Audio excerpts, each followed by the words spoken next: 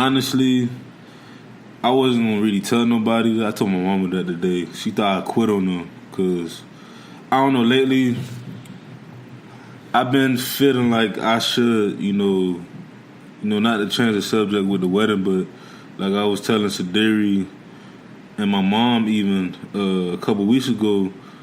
Honestly, I'm at a point where I'm 26 years old. I mean, I understand that I still may have to have a job. Like I got degrees and stuff. Like I got job offers right now. You know what I'm saying? But in the long run, like I want to just focus on like my businesses and working from home, traveling, pretty much just be free, take that leap of faith, because that's another thing that we want to talk about today. It's about faith and really having faith. Like you could believe in God, but without faith is like what do you like have, like what drives you? What do you want something, like for example, like before I met, I don't know if I said it on the first or second episode, but before I made my decision to propose to Sadiri, I prayed twice. I prayed one day. I woke up and I was like, I want to marry her. Like I want to propose to her. And the second time I prayed was like a confirmation. Before I talked to her mom and her dad. Before I even told my mom about it, and all the signs was a go. And that was faith. I believe that. It was a leap of faith. Don't be afraid. Don't wait. Especially, I'm gonna quote this. One of my favorite NBA players of all time is Steph Curry, and he said about Aisha. He was basically saying like, why wait for so many more years where you could just get married right now and start a family and just be successful. And when I heard that interview and I read the quote too on the article, I was like, I feel the same way. So yeah. What are you laughing for? No, I mean, what are you laughing for? We've discussed that article, but like we say, keep those three things in mind for those of you that are planning on getting married in the future. Make sure you're inviting people who you really genuinely care about. Make sure you're serving good food and good liquor, and that you're making the wedding about you and not everyone else. Mm-hmm. That whole thing of our marriage, their wedding, that's bullshit. Because their wedding could mess up your marriage. So mess up who marriage? No, I'm saying in general. You know how when we were watching Our Wedding, the movie with the two people getting married, and it was like she was Mexican, he was black, and they were trying to incorporate everything. Mm-hmm. So it was like they said that in the movie. It was like, but they were saying like our marriage, their wedding, and it's like, yeah, but you guys still argued, and at one point they even broke up. They were like not gonna get married because of that. So make sure that you're doing the wedding for you. And like I've been told that 10 trillion times, and I know my cousins are gonna be listening, and they're gonna be like, bitch, we've been told you this and you still not listening. But I'm listening now, and I'm making sure that my wedding is about me. Should have been listening. It should be about you. You shouldn't. Like I always say, like, not about me. I'm sorry, not about me. About us. But I'm just speaking from. You gotta also think about individual. Like, it's about us. But when people come up to us and they congratulate us, like people come up to me like they'll congratulate me. Like, man, this is this is a big step for you. For you and yours. And someone told me there was like.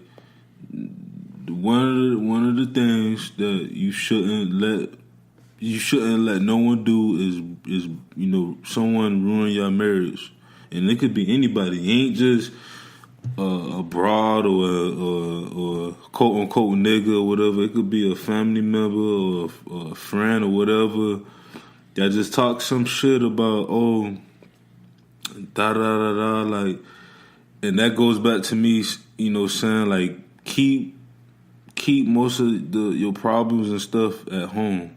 You know what I'm saying? Mm-hmm. And with the wedding, the whole wedding situation and stuff, like, you know, even with myself, I had to remind myself like a lot, like, you know, this is our day, you know. So anybody that got like a opinion on it, you know, they can have their opinion, but you know, this is our day. This is, you know, our happiness and our future. You know, so yeah. Yeah. That leads us. I was gonna say something and I completely forgot. What you forgot? It had to do with weddings. I'll remember eventually, but that leads us. Well, we were having a conversation. I got it. We were having a conversation too about. Shoot. Oh my God, I forgot. How you forgot? Because I always forget stuff. I know we were having a conversation that had to do something else about the wedding.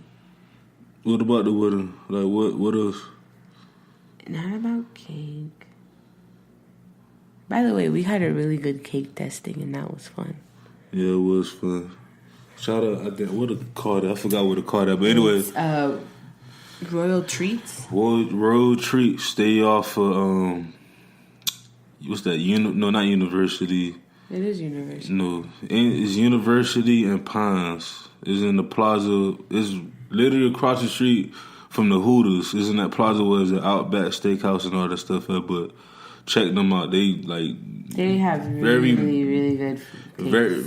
Very mom and popish. You know, the lady, the owner, she was really trying so hard to work with us with the pricing and things like that. And that's one of the things that, you know, really was what made our decisions. You know what? Let's work with her, because some of the people that we went to for cakes, they tried it. They're not.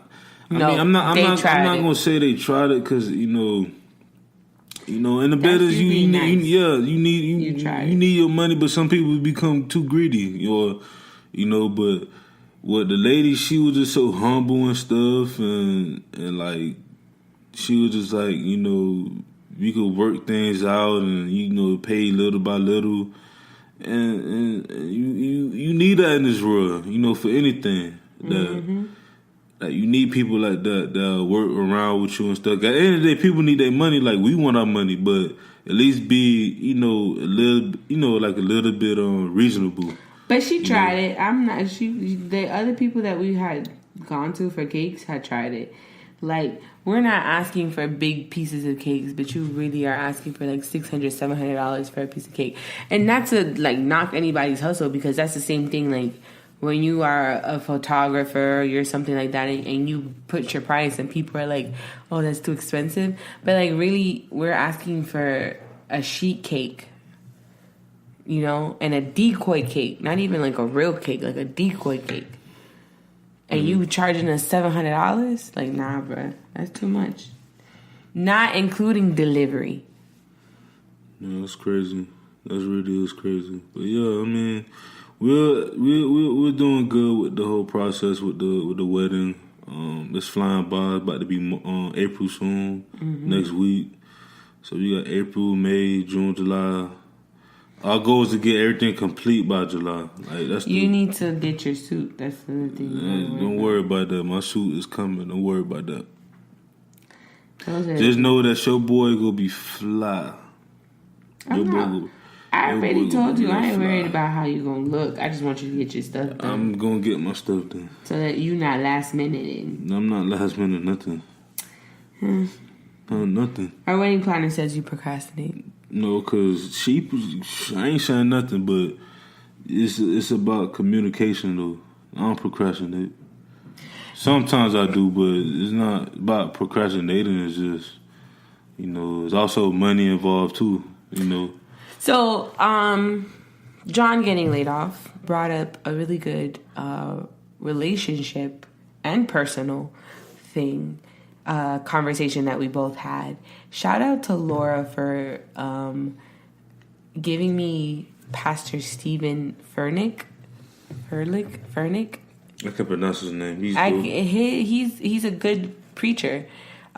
He preaches on if you want to look him up on YouTube, his name is Steve Furnick, and he is a pastor for Elevation Church. So if you guys look up Elevation Church, you'll be able to like find his sermons. But I tend to freak out. Yeah, you tend to freak out a lot. I am what you call a what would you call somebody like me? An overreactor. And I don't tend to let things happen. Drama queen. I am not a drama queen. I overreact. I don't let things play out. Yeah, drama queen. I don't let things play out. And I tend to freak out instead of just, letting situations play out. And leaving my situations in God's hand. So when John tells me he's laid off, I am supposed to be making a trip to Tampa to hang out with my best friend. For her, like, just to hang out with her for a little bit because we were having like a pleasure party and stuff like that in Tampa. So I'm driving up to Tampa and I'm like, maybe I should stay because of the situation. And John was very adamant that I not stay. I go home. I go to Tampa. So I go to Tampa, have a good time. But on my way back to Tampa, it's like a 3-hour drive. And I really didn't feel like listening to music. I wanted to have, on the way there, I listened to podcasts. But as I was driving, I put my music down and I had a conversation with God. And I sat in the car as I'm driving and I'm having my conversation with God.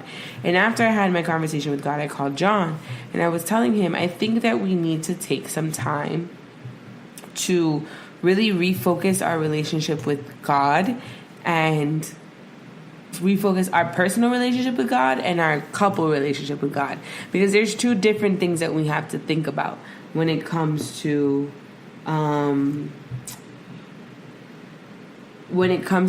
like your relationship with God. You have to think about your relationship, your personal relationship, and then your relationship as a couple, because that's two different relationships that need two different attentions. Mm-hmm. Do you agree? Yeah. No, I agree.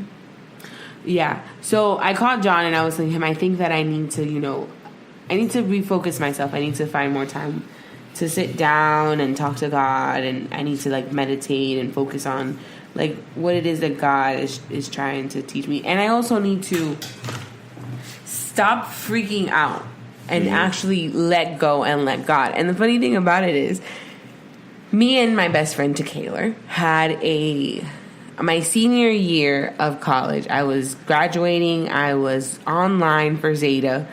I was doing so much.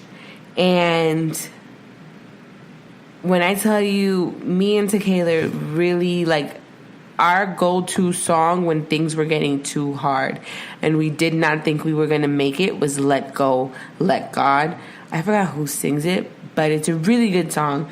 And that was our anthem that whole semester, that whole senior year for me, but that whole year for her too.